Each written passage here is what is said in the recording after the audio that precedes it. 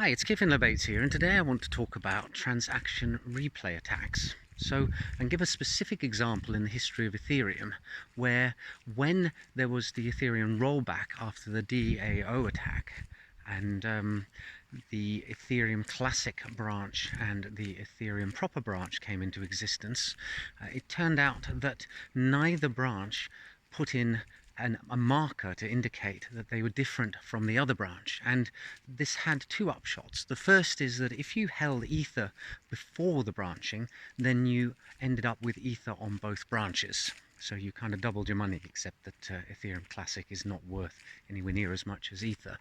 And the second thing is that if you submitted a transaction after the branch on one of the branches of Ethereum, then the same transaction could be submitted onto the other one and it would also take place.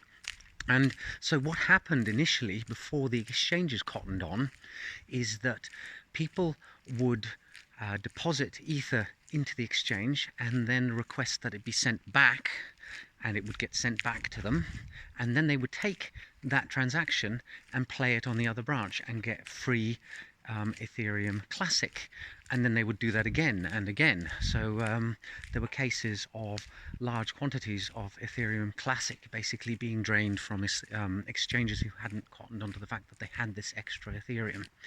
And the other case in which this happened, and it's still going on today, is the split between Bitcoin Cash, ABC, and Bitcoin Satoshi Vision.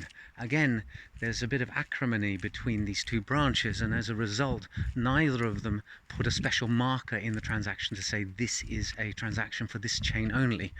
That did happen when Bitcoin and Bitcoin Cash split. Bitcoin Cash put a new marker in. But it didn't happen for Bitcoin Cash and Bitcoin SV.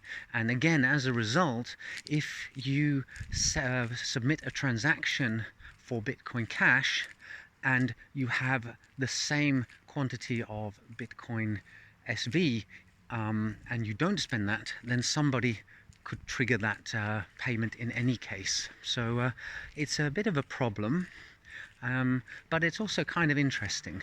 This sort of cloning of blockchains can end up with this situation happening. Hope you found that interesting. See you in the next video soon. Bye for now.